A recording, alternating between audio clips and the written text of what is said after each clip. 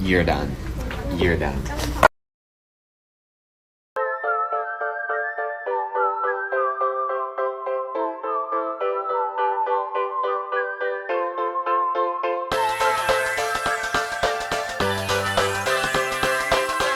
Let's talk about Claudine Wolfe. So, I might just insert a clip from my Monster High video talking about how easy it was for you to not mess this up. But let's look at the Wolfe family. The main goals is Claudine Wolfe. She's visibly brown skinned. The Wolfe family is a black family with varying skin tones, something I have to commend Monster High for doing. Black people don't all look the same. We all come in different shades. When casting the Wolfe family, they need to be dark skin or brown skin. Claudia is a dark skinned Wolfe compared to Claude and Claudine, who are both brown skinned. The only lighter skinned family member is Colourism Wolfe, so when the casting is released, I hope to only see one light-skinned actress in the Wolfe family. And please, no white people in blackface. They may be monsters, but they are still black. Now, as you can see in the video, I said I hope there's only one light-skinned actress in the Wolfe family. I didn't mean the Claudine actress should be light-skinned. I made it very clear that the light-skinned actress should only be in the role of Howleen, not Claudine, not Claudia, and not Claude. So it's very clear that the Wolfe family is black coded. It's very clear they're black coded. Even if they're not black, like the brown skin that they have is like fur, they're still coded as black. It's undeniable that they are not coded as black.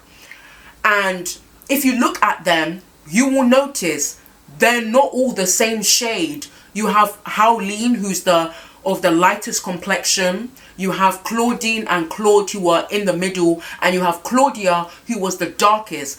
They were all very clearly black coded. Like, you cannot deny they are not black coded. Like, look at Howleen's hair. That's some 4A, 4B, 4C hair that she got there. Like, they are clearly black coded. So it really wasn't that hard for you. If you really wanted to cast a light-skinned actress, cast a light-skinned actress for Howleen.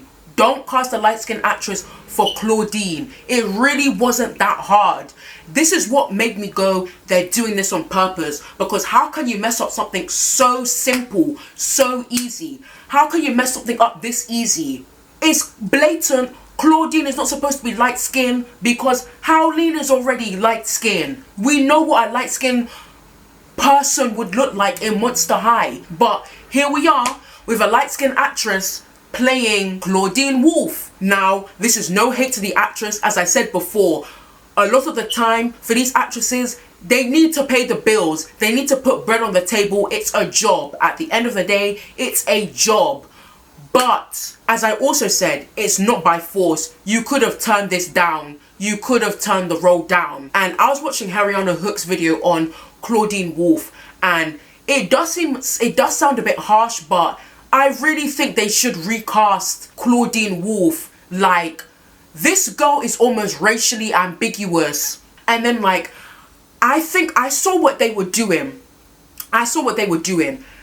Because they cast a light-skinned actress as Claudine, they decided to make Bloodgood black. Like, they do this all the time. They always do this all the time. I noticed this. This happened in Cowboy Bebop. Like, Cowboy Bebop, they cast John Cho and I don't know the other actor's name as the two leads. And everyone else in the show is white. They always do this. They're like, okay, we'll give you one black, one darker skinned character. Everyone else has to be light skinned. Because according to Hollywood, that's diversity. Diversity is 15 white people and one non-white person. That's diversity to a lot of people in Hollywood. So that's what they did. They went and cast a black actress as Bloodgood, when that's not what we want. We wanted a dark-skinned actress to play Claudine. And the thing is, I'm not upset that Bloodgood was cast by a black actress. I'm actually very happy Bloodgood is black because it's nice to see black people in fantasy and horror. We don't show up enough in those genres. I'm very glad that Bloodgood is black.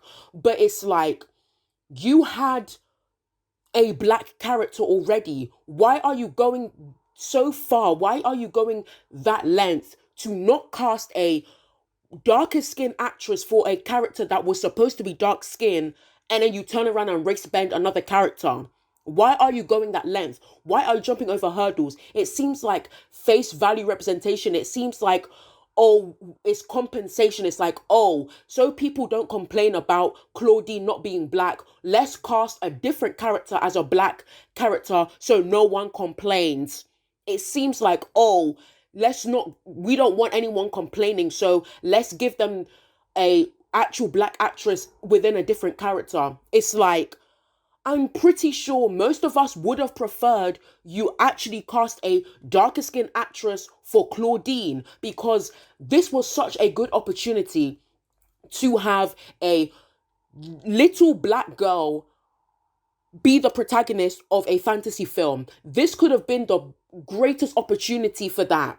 Like, you missed that opportunity. You could have used this opportunity because we do not have enough good, positive representation of little black girls. We don't. We need more. And now we don't have this opportunity because the role that should have gone to a little dark-skinned girl, it's not there anymore. Now, it's a missed opportunity. We're seeing a lot of this right now where instead of actually casting a black actor for a black character, they'd rather do colorism with the black character and then cast a character that was white or not black, cast them as black. They'd rather do that. We're seeing this with The Little Mermaid, the Halle Bailey live action Little Mermaid. As happy as I am, Halle Bailey, I keep saying Halle Berry. Halle Bailey has the role of Ariel. It's like, why can't we have an original black princess? Why can't we have an original black princess? Why couldn't we have live action Princess and the Frog? Even though that still would do damage, because do we really want to watch a movie where 70% of the movie Tiana is a frog? Do we really want to see that? But the black representation that was Claudine Wolfe on screen, now we don't have that. Claudine Wolfe was representation for a lot of black girls who were into Monster High. A lot of black girls into Monster High. We loved Claudine Wolfe. She was a representation. She was fierce. She was confident. She was good representation for a black character. And on top of the fact that she's a lesbian, like, we don't have that type of representation. Now we don't have that, because now you've cast a lighter skinned actress as Claudine Wolfe. People, like, we're seeing a lot of this where they'll remake something and cast a black or a non-white actor in that role. And like, I know there was like a show or a movie, I think about Anne Boleyn, and they cast a black actress. They played the actress who was in Queen and Slim as Anne Boleyn. And it's like, as much as this is great to see black women as royalty, why not make a movie or a TV show about an actual black queen? Why not make a show about a African queen, a queen from Africa, an actual black queen? Why are you trying to cast a historically real person as why are you doing that? That's not what we want. That's not representation. That's not representation. That's the image of representation. This is faux representation. That's not what we want. We don't want that. We'd rather have you make a TV show about an actual black queen that existed. That's what we'd rather see. And what I mean by faux representation, because that's what I'm talking about a lot, is People don't seem to understand representation needs to extend further than the screen, further than the stage. You need to have representation in all aspects of your production. You need representation in the writer's room, on sets, in the production room. You need representation everywhere. People think as long as you see brown faces on the screen, the representation is done. People don't understand that colorblind casting, you can colorblind cast a film and the characters can still fall into stereotypes attached to that group of people. It's not as easy as 2 plus 2. You need to come here with nuance. That's what I'm getting at. I know this isn't really about colorism. I'm talking about something completely different at this point, but I had to bring up representation and how people don't understand representation is more than just having a few non-white faces on screen. You need it in every single aspect, because people seem to don't understand that sometimes the context can change when you colorblind cast a character. The context can change. Yes, for most white characters, their race is not important to the character, but sometimes that can change if you do colorblind casting. And even if we're not relying on colorblind casting, you can have an entire cast that's not white and every single character falls into a stereotype. Like, that's why I keep talking about there needs to be representation everywhere, because you can have an entire cast that's not white and every single character is a stereotype. That's not representation. Like, because that's not representation. It's still enforcing stereotypes, usually harmful ones. You really do need to think about this. It's not that easy. You need to think, you need to come here with nuance. That's why I'm talking a lot about faux representation right now, because people don't seem to understand. I'm definitely going to make another video about this topic, because I have a lot to say about this type of representation, and I feel like I've gone on too long about this topic. This video is supposed to be about colorism, and here I am talking about a different form of representation. And we're getting a lot of that. Even with the live action Peter Pan, Tinkerbell is going to be played by Yara Shahidi. As I said, as great as it is that we're getting a black fairy, like, I'd rather we have something original about a black fairy. I'm happy for these actresses. I'm happy we're getting some form of representation, but is it really representation, or are you just doing it so people talk about your film? Because I have a lot of thoughts about Halle Bailey playing Ariel. I'm not against it. In fact, I'm so happy for her. I think she's great for the Little Mermaid role. Halle Bailey is great. She has the voice of an angel. She's wonderful. I'm so happy for her. And I am going to watch that film when it comes out, because I want to see what Disney does with that. But, like, I feel like it's just so people will talk, because if they had cast a redhead or just any white girl to play Ariel, the most you'd be hearing about The Little Mermaid is, they're making another live action remake. Now it's, they're making live action The Little Mermaid and Ariel is black. Like, are you doing it because you truly want representation, or are you doing it because you want people to talk? Which is it? And then, like, on top of that, of Clawdeen being played by a lighter skinned actress, they went and changed the story.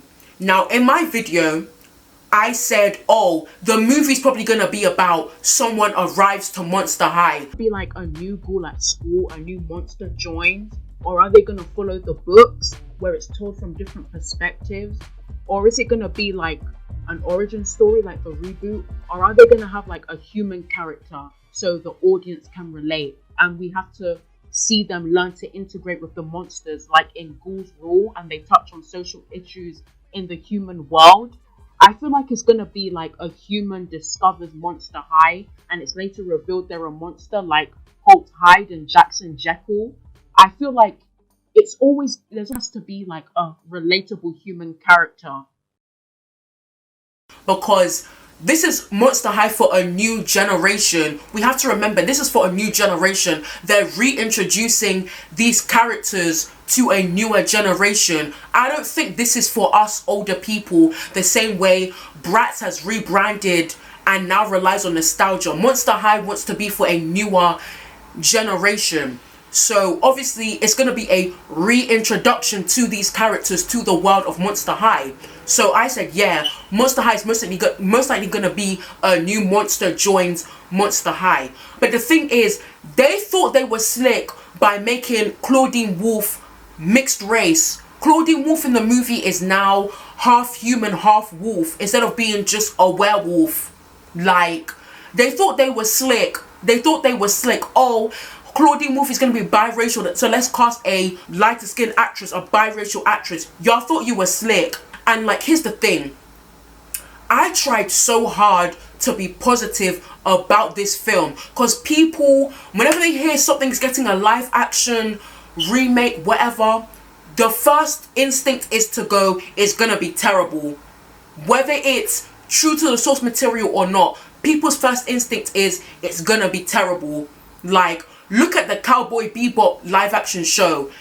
Yeah, I'm hearing it's not very good, but before the show came out, people were saying it looks bad because it looks corny. If you want like proper evidence of people going, oh, this is going to be terrible when it comes to a live action adaptation, because don't get me wrong, some of these live action adaptations are terrible, but one I think did not deserve backlash was Speed Racer. Go and look in the comment section of the Speed Racer trailer from 2010, I think. Go and look in the comments. You got people talking about it looks fake, it looks like a video game, it looks terrible. Like, it's Speed Racer. You're adapting a cartoon. It's not supposed to look real. Like, it's not supposed to look real. It's a cartoon. Why are you expecting it to look like Fast and Furious? It's Speed Racer. Why can't it look like this? Like, that's what I'm talking about. People are very boring when it comes to live action adaptations. You want it to look as realistic as possible. Then when something actually takes a creative risk, it looks terrible, it looks corny. First of all, the thing you're adapting is not real. It's probably a cartoon, a game, whatever. It's not supposed to look real, because this is how you get stuff like Winx Club, the Netflix Winx Club show, where you don't want to embrace the fact that what you're adapting is fantasy. You don't want to accept it. You want it to be as realistic as possible. Then you get crap like that, and it's like, this is not right. Like, people need to stop trying to make adaptations as realistic as possible. The whole point is that the source material was an escapism. Why are you now trying to make it like real life? We deal with real life every single day. Let the movie be an escapism. Let the movie be strange. Let the movie be fantasy. Why are you trying to make it so realistic? And that's what I'll also never understand with like the backlash towards the Joel Schumacher Batman films. The Joel Schumacher Batman films are camp, because the concept of Batman is camp. You're telling me a grown man running around in underwear dressed as a bat with a small boy as a sidekick is beating up clowns and women dressed up as cats and men called Mr. Freeze? You're telling me you want people to take that serious? It's camp. It's not real. Why are you so mad that they made a comic book movie? The concept of Batman is ridiculous. To give the Joel Schumacher Batman films a comparison, let's talk about The Dark Knight, because The Dark Knight, number one, it came out the same weekend as Speed Racer, and two, it's another Batman interpretation. Now, I understand different interpretations because there are versions of Batman that are brooding, dark, and violent. They're not all like Adam West, they're not all like the 30s Batman. But it's funny how people will praise the MCU and like the Nolan Batman films, and the reason why they praise them is because it's realistic. Like, you will dead ass hear people say the reason why the MCU is good is because it's realistic, it's not corny. Like, what's wrong with something being corny? The thing you're adapting is ridiculous. Why are you fighting so hard for it to be realistic? But I also feel like the reason why some of these live action adaptations are boring is because people are boring. People get deterred by things that are different, things that are abnormal, things that are just not just things that are outlandish. People will get deterred by it. These studios know that if you take a risk by adapting something that's a bit too strange, people will not take themselves to go watch it. So we have to take that into consideration. People are boring. And then for some people, it takes a lot of hard work to be creative. Like, it's way easier for some people to set something in the real world so they don't have to do much work. So that's also the reason why, like, I have a lot of thoughts on the way people approach live action adaptations. I have a lot of thoughts, but let me not get too ahead of myself. I've already detoured enough this video. I'm gonna make, listen, I could go on about live action remakes and how people are boring when it comes to live action remakes. No one wants to go out there. No one wants to be, they don't want to go all the way with live action remakes. But I'm saying I tried so hard to be positive about this film because I love Monster High. I want to see Monster High succeed. But then you come and do colorism, which is unforgivable. This isn't something you can brush off as, oh, maybe it will look good when they put on the makeup. No, this is colorism we're talking about. This is representation. This is representation we're talking about. Monster High is all about inclusivity. Here we are. No one in the cast is darker than a brown paper bag.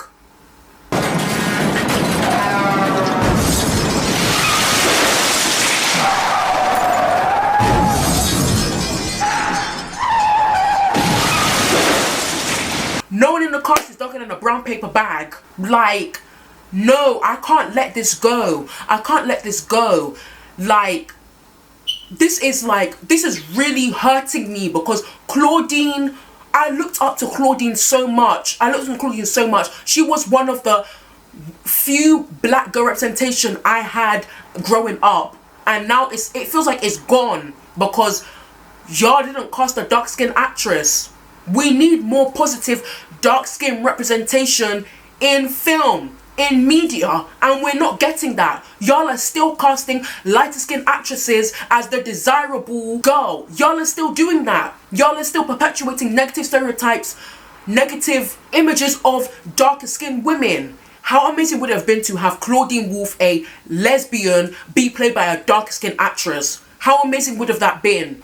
We don't have it anymore. We don't. Like, I just know, like, I was so distraught when the news came out that this is who they cast for Claudine Wolfe. I was so distraught. I was really holding out for Nickelodeon to cast a darker skin actress for Claudine Wolfe because we do not have enough positive dark skin representation, especially for darker skin girls. We don't have enough positive representation for darker skinned girls, especially young darker skinned girls. We don't have enough representation. We don't. And I know Nickelodeon could have found a dark skinned actress because y'all had a dark skinned actress on Henry Danger.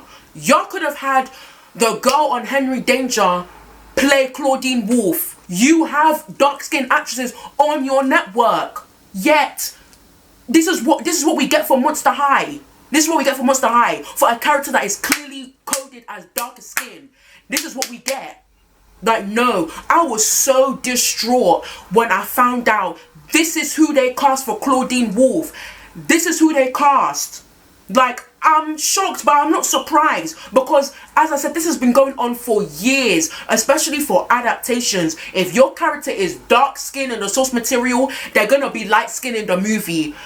That's how it is. Your character is dark skin in the source material, they're gonna be light skin in the movie. They're gonna be light skin in the movie or the TV show. It's like clockwork at this point. I'm not surprised. But I really wanted to hold out and have hope that Nickelodeon would cast a darker skin actress for Claudine, and they didn't. And like, no, this really just like, I'm so distraught. I don't even think I want to watch the movie anymore because I'm so distraught. Like, no. Like, I'm so tired of this shit. I'm so tired. I'm so tired of this. I'm so tired.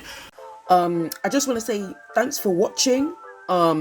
This is just like an excerpt from a video that's going to come out very, very soon. I'm going to make two separate videos, one about colorism and another one about like the Monster High movie. Like, the focus won't be colorism or any social issue. I'll mainly be talking about like the cast, the story. I'll go into more depth because I didn't get to in this video. As I said, this is an excerpt from a colorism video that's going to be coming up very soon. So be sure to check those videos out. They're going to come out very soon. The reason why they're not coming out the same day as this Clawdeen video is because, one, I mainly just wanted to talk about Clawdeen, but I also wanted to make a video about colorism at the same time because it's way long overdue. Like, I've wanted to make a video about colorism for the longest time, and on top of that, I got assignments to do, like they're piling up. So I'm gonna have to take a break for 1 or 2 days to finish my assignments. Then I'm gonna get back on those other videos and they'll get uploaded pretty soon. Obviously, this news is kind of old, but whatever. I felt obligated to make these videos because my biggest video on my channel so far is about Monster High. Like, some people know me as the Monster High person, so I had to talk about this. So be sure to check those videos out, and thanks for watching.